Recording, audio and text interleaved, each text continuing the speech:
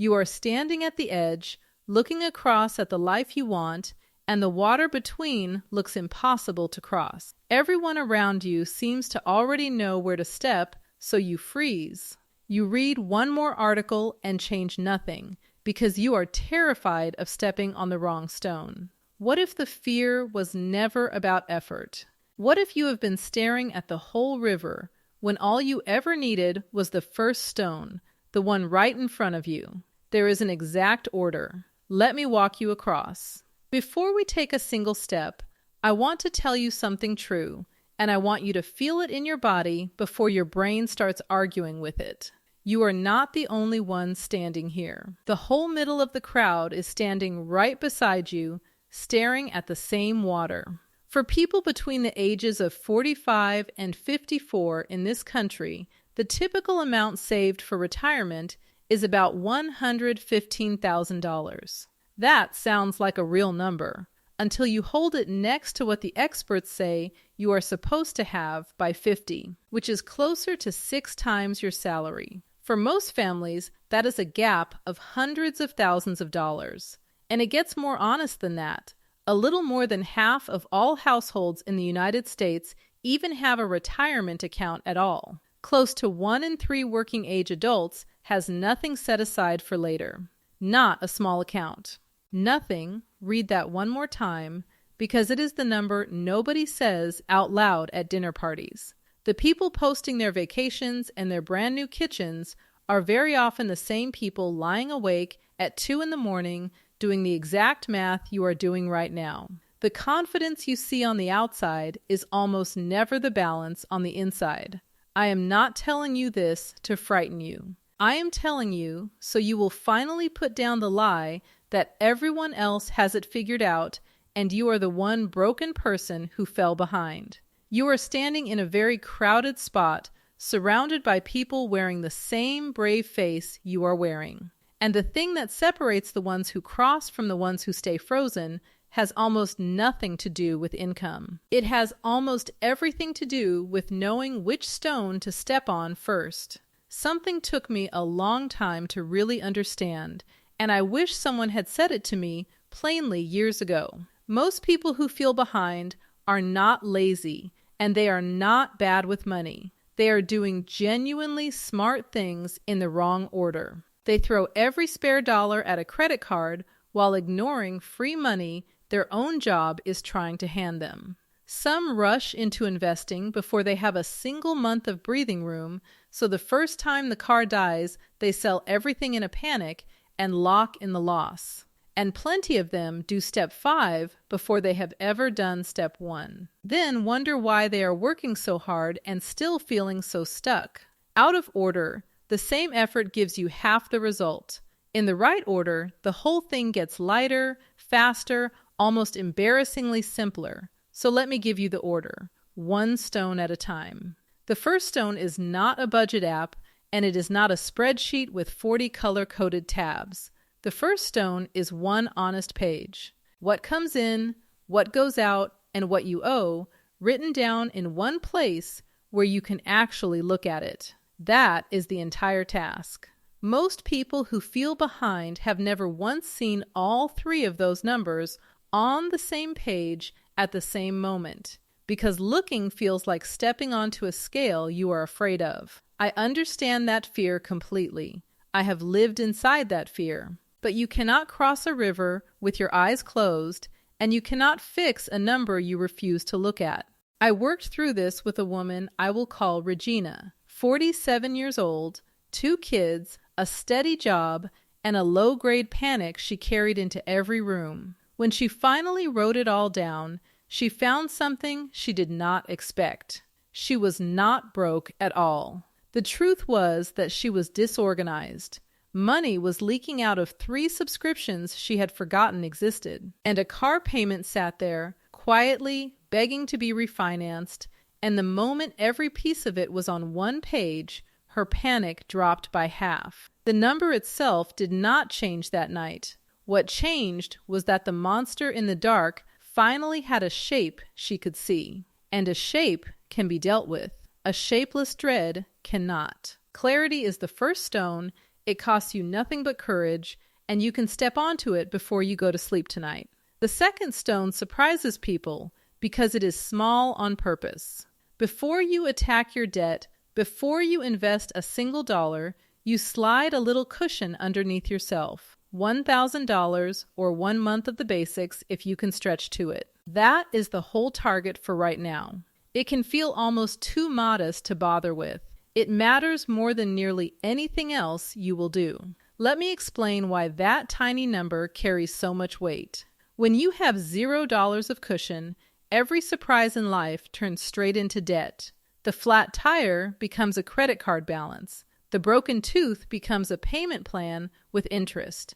You can be the most disciplined person on your whole street and still get yanked backward every single time life does the ordinary thing that life always does. That little cushion is the thing that breaks the loop. It is the pause between you and the swipe.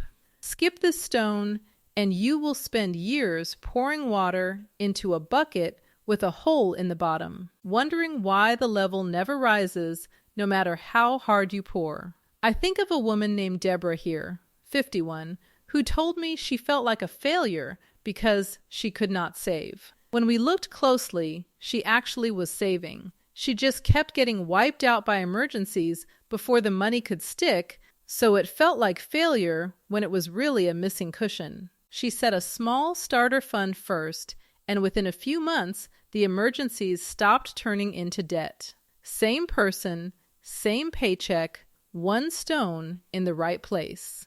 That is the strange power of this second stone. It does not look like wealth. It looks like a small, unglamorous number sitting quietly in a separate account. Yet, it is the whole difference between a life that keeps sliding backward and a life that finally holds its ground long enough to start moving forward. Now, the third stone, and this is the one I never want you to walk past, no matter how late you believe you are. If your job offers a match on your 401k, you take it, all of it. This is the closest thing to free money that exists in the entire adult world. When your employer matches what you put in, you are earning an immediate 50 to 100% return on that money before it is invested in anything at all. No stock, no fund, no confident voice on the internet can promise you a return like that. Leaving a match on the table is the one mistake that honestly should keep you up at night, because it is the only place in this whole journey where the money is genuinely free and you are choosing not to bend down and pick it up. I once knew a man named Raymond who spent 2 full years aggressively paying off a card that was charging him 22% while turning down a 50% match sitting right there at work. He felt responsible doing it. He felt like he was finally being the disciplined, virtuous adult. And the entire time, he was quietly handing back thousands of dollars a year by getting the order wrong. So take the free money first, at the very least up to whatever your employer is willing to match. Then, and only then, we turn and deal with the debt.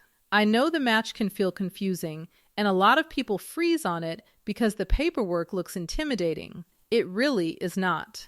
You are choosing a percentage of your paycheck to set aside, telling them to invest it, and letting your employer add their piece on top, if you are not sure whether you even have a match or how much it is. That is one short message to whoever handles benefits where you work, and it might quietly be the most profitable message you send all year. Because the fourth stone is that debt, and now we hit it with absolutely everything we have. I mean the expensive debt specifically, the kind that grows while you are asleep.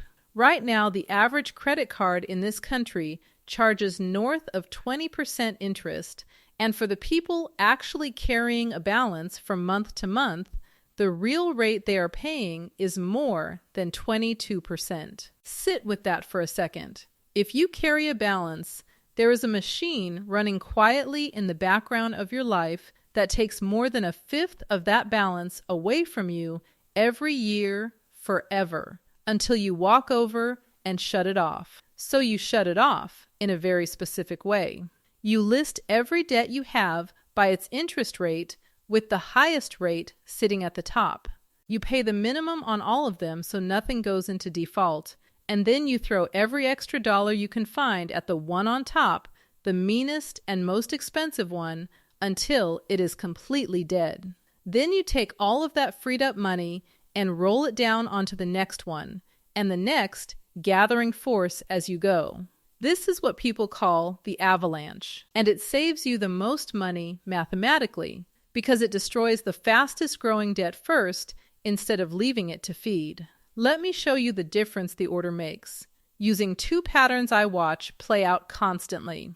A woman named Sylvia and a coworker of hers started the same year, on the same salary, carrying almost the exact same amount of card debt. The coworker spread her extra money evenly across every balance, and she also kept investing a little on the side, because investing felt exciting and paying off debt felt like a chore. Sylvia did the boring, unglamorous thing instead. She grabbed her full match, and then she attacked the highest rate card like it had personally insulted her family. 3 years later, that coworker still had a balance, quietly draining her checking account every month, while Sylvia was completely free of it and finally actually building. Same income, same starting line, a different order, and two completely different lives. Once the expensive debt is gone, you circle back to that little cushion and you make it real. This is the fifth stone. That first $1,000 was training wheels, and now you build the genuine emergency fund. 3 to 6 months of your real expenses, the number that lets you sleep straight through a layoff scare. And you keep that money somewhere it earns its keep instead of gathering dust. A good high-yield savings account right now pays somewhere around 4%, while the average traditional savings account in this country pays well under half of 1%. Understand what that means. It is the same dollars sitting in a smarter chair, earning many times more for doing nothing different at all. If your emergency money is parked at a big brick-and-mortar bank earning almost zero, you are leaving real money on the table every month for no reason whatsoever, and fixing it takes about one afternoon. And unlike the stock market, this money is not taking on any risk at all to earn that return. A proper high-yield account is still a savings account, still protected up to the federal limits, still sitting there in full the morning you need it. You are simply refusing to let a bank borrow your money for almost nothing, while they quietly earn interest on it themselves. This full cushion is also the quiet secret that stops the panic sell. It is the reason you will be able to leave your investments completely alone when the market drops and every voice on the news is screaming that the sky is falling. People who invest without a cushion get shaken out at the exact worst possible moment over and over, because when an emergency hits, they have no choice but to sell. The ones with a cushion get to be brave. They get to hold on. And holding on is where almost all the real money in investing is actually made. If this is helping you see the order more clearly, go ahead and subscribe and stay with me. I break down real money moves for people who are starting from right where you are every single week with no shame and no lectures. Now let me show you the stone where starting late quietly turns into your advantage. The sixth stone is where you finally start building serious, lasting money, and you do it inside a set of accounts that the government has basically tilted in your favor on purpose. You fill them in a smart order too, because even here the sequence matters. The first one to reach for is a Roth IRA. You can put in $7,500 this year, and if you are 50 or older, you are allowed to add another $1,100 on top of that for a total of $8,600. The quiet magic of a Roth is that it grows and then comes back out completely tax-free once you retire. You plant the seed using money you have already paid tax on, and every branch, every leaf, and every dollar of fruit on that tree is yours to keep, with nothing owed later. Next, If you happen to have a high deductible health plan, you look very hard at something called a health savings account. Most people have no idea that this is the single most tax-advantaged account in the entire system, a genuine unicorn. You can contribute $4,400 for yourself or $8,750 if you are covering a family. And once you turn 55, you can add another $1,000 on top. The money goes in tax-free, it grows tax-free, and it comes back out tax-free when you spend it on medical costs, which, let us be honest, you are absolutely going to have as you get older. Used with a little patience, it becomes a stealth retirement account wearing a medical costume, and hardly anyone takes full advantage of it. And please hear me clearly on this next part, because it stops a lot of people cold. You do not have to max out every one of these accounts in your first year or your third. Almost nobody does. The point is the order, not the perfection. You fill what you can in this exact sequence, and you let each account get fed a little more every time your situation improves. $100 a month started today will beat a flawless plan you keep postponing until some future version of your life that somehow never quite arrives. Then you turn back to that 401k, and this time you push past the match into the real contributions. You are allowed to put in up to $24,500 of your own money this year. And this is exactly where being older stops being a curse and becomes a real concrete edge. If you are 50 or older, you can add a catch-up contribution of $8,000, which lifts your personal total to $32,500 in a single year. And if you happen to be between the ages of 60 and 63, there is a special super catch-up that lets you add $11,250 instead, pushing you all the way to $35,750 in 1 year. I want you to read those numbers again and let them actually land. The tax code literally wrote a special rule for people who started late. Those catch-up limits exist for one single reason: to let someone exactly like you shovel money into your future faster than any 25-year-old is even allowed to. The very thing you have been beating yourself up over, your age, is the thing that quietly unlocks the biggest shovel in the entire room. I met a woman named Gina at 58 who was convinced she had run out of time. And when she finally used the catch-up room available to her, she moved more into her future in 4 focused years than she had in the previous 15. You were never too late to matter. You were simply early to the part where it becomes powerful. The 7th stone is almost boring, and that is precisely the point of it. Whatever you decide to invest, you keep it simple and you keep it automatic. A low-cost index fund that quietly owns a tiny slice of the entire market bought automatically every single month, whether the news that day is wonderful or terrifying, whether you feel motivated or completely exhausted. No hot tips from a coworker, no lottery ticket stocks, no anxious checking of the app every morning. You automate the contribution so that your willpower never even has to show up to work, and then you leave the whole thing alone and let time do the genuinely heavy lifting for you in the background of your life. And I want to hand you the one piece of math that should change the way you feel about every bit of this.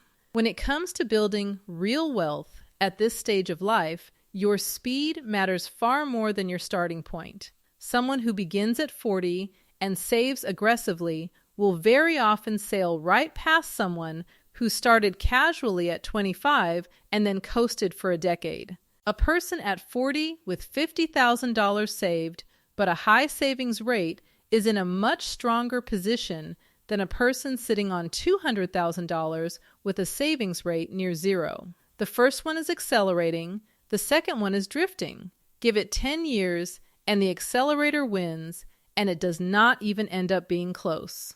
I watched a woman named Yolanda prove this in real life. She started serious saving at 43, felt hopelessly behind the whole time, and within a decade had quietly passed friends who had been dabbling since their 20s, simply because she kept her foot on the pedal. Where you are standing today matters so much less than how fast you are willing to move from here.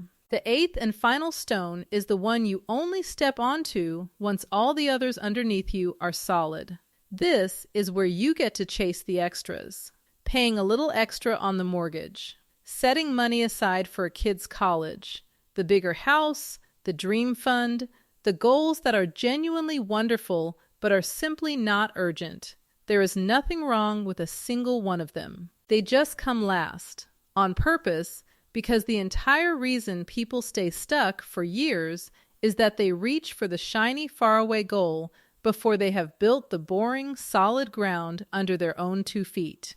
The order is not there to slow you down or deny you joy.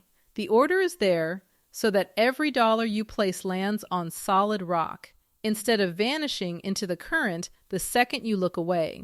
I have watched people rush this final stone and regret it deeply. They pay the house down aggressively while still carrying a card at 22%, or they pour money into a college account while their own retirement sits nearly empty, and in the moment it feels generous and responsible. But you cannot pour from an empty cup, and no child is ever truly helped by a parent who becomes a financial burden later because they skipped their own foundation. Secure your own footing first, then reach back and lift everyone else you love. So look back across the whole crossing now. You started with one honest page and then slid a small cushion under yourself so that ordinary life could not knock you straight into debt. From there, you grabbed the free match at work, hunted down the expensive debt, and put it in the ground. The full emergency fund came next, earning real interest instead of gathering dust, and after that, you filled the tax-advantaged accounts in the right order, using the catch-up shovel that was built for someone exactly like you. You automated the investing so you would never have to feel brave on a bad day, and only after every one of those stones was solid did you finally reach for the extras. 8 stones, walked in that order, and the river you were once terrified of turns out to be a path you already know how to walk. You did not miss your chance. You were handed a map upside down and then told to hurry. That is genuinely all that ever happened to you. Turn the map the right way up, place your foot on that very first stone tonight, and the version of you standing here 10 years from now will look back on this exact moment as the one where everything quietly, permanently turned around. If this gave you your first clear step, the natural next thing to understand is the set of money rules almost none of us were ever actually taught. The lessons that should have been handed to us back in school and somehow never were. I made a whole video walking through exactly those, and it pairs with this one almost perfectly, so let that one be where you go next.